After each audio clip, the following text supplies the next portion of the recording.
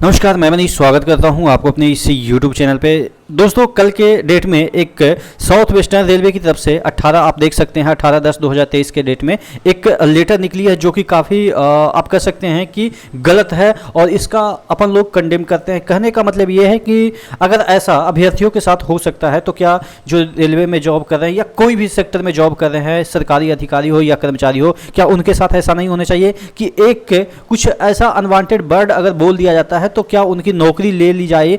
तो क्या ऐसा उन अधिकारियों के साथ नहीं हो जो कि ऐसा हमेशा अक्सर बोला करते हैं, पब्लिक में आपने देखा होगा, सुना होगा। तो उसी मुद्दे पे चर्चा करेंगे कि कैसे ग्रुप डी के बच्चों के साथ अन्याय किया जा रहा है और किसी भी तरीके से इनको दबाया जा रहा है। एक तो पहले तो जिस तरीके से इन्होंने बहुत सारे नोटिफिकेशन में चेंज किया कि CBT 2 लेंगे, उसके बाद जब ऐसा कुछ हुआ कि अब मतलब कि नहीं लेने देंगे तो फिर उन्होंने ये वाला भी रद्द किया। उसके बाद जिस तरीके से वेटिंग लिस्ट को हटाया, तो तमाम जो चीज़ें हैं वो सिर्फ और सिर्फ बच्चों के लिए ही क्यों अप्लाई होता है, अधिकारियों के लिए क्यों नहीं अप्लाई होता है कि इतना दिन तक एग्ज़ाम को किस तरीके से डिले किया गया, ये अधिकारी का काम है, तो क्या उनकी नौकरी नहीं जानी चाहिए? तो तमाम जो चीज़ें हैं उस पर डिस्कस करेंगे। इससे पहले वीडियो शुरू हो मैं आपको बता दूँ कि टेक्स्ट बुक का pass pro race 2 selection cell चल रहा है जो कि 16 से 20 अक्टूबर तक चल रहा है, जिसमें कि आप जो ईयरली मॉक टेस्ट पास का जो दाम, प्रो पास का जो दाम था 700, उसको घटा के 449 कर दिया गया है। Year Manish coupon code use करते हैं तो 10% का एक्स्ट्रा डिस्काउंट मिल जाता है, जिससे कि आप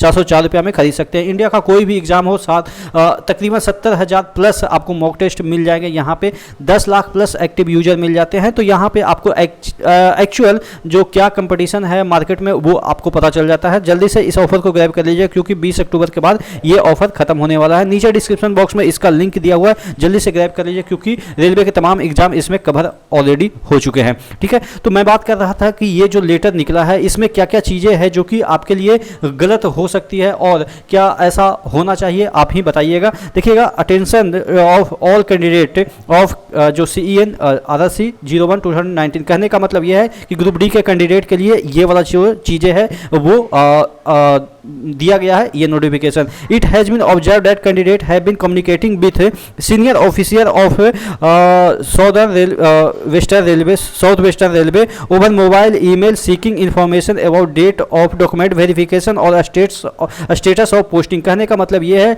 कि बहुत सारे ऐसे कैंडिडेट पाए गए हैं जो कि कम्युनिकेट कर रहे हैं ईमेल या फ़ोन के माध्यम से, जिसमें कि वो अपना डॉक्यूमेंट वेरिफिकेशन और पोस्टिंग का स्टेटस के बारे में जा रहे हैं। It is also observe that certain candidate are using language which is not worthy of a railway servant when communicating with senior official। कहने का मतलब ये है कि जो बहुत सारे ऐसे भी कुछ ऐसे एलिमेंट भी हैं जो कि अनवर्दी लैंग्वेज यानी कि अनपार्लियामेंट्री लैंग्वेज या डेरोगेटरी वर्ड यूज कर रहे हैं जो कि एक रेलवे सर्वेंट के लिए उपयुक्त नहीं है।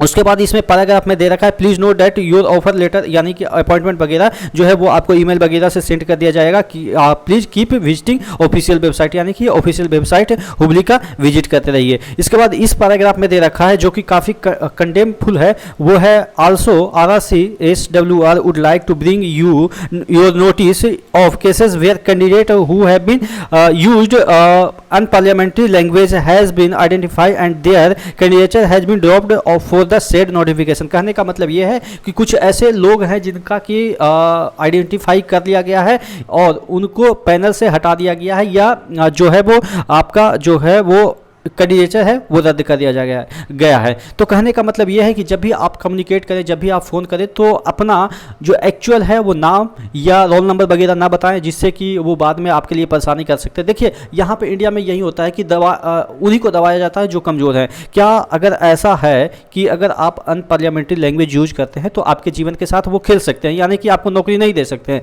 तो ये नियम जो है वो सरकारी कर्मचारी के लिए लागू नहीं होता है, सरकारी अधिकारी के लिए लागू नहीं होता है। आपने कई बार सुना होगा कि मतलब तू तड़ाक जिस तरीके से बात करते हैं वो सरकारी कर्मचारी पब्लिक से ही अगर डील करना होता है तो कभी कभी मतलब कि गाली का भी यूज करते हैं। तो क्या उनकी जॉब जाती है?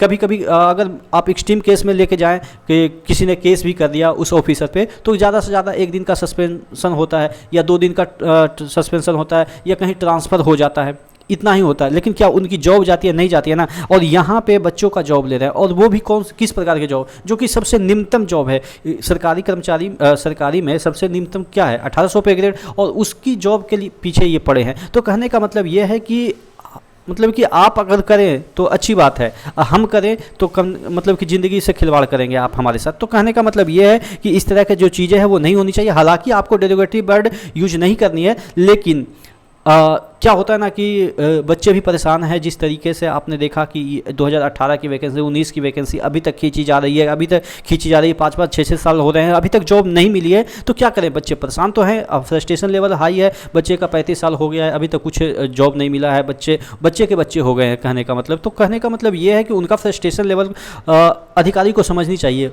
वो इतना भी मतलब कि तीस मार खान नहीं है कि मतलब कि आपका समझ सकते हैं कि फ्रस्ट्रेशन लेवल बच्चों का कितना होता होगा।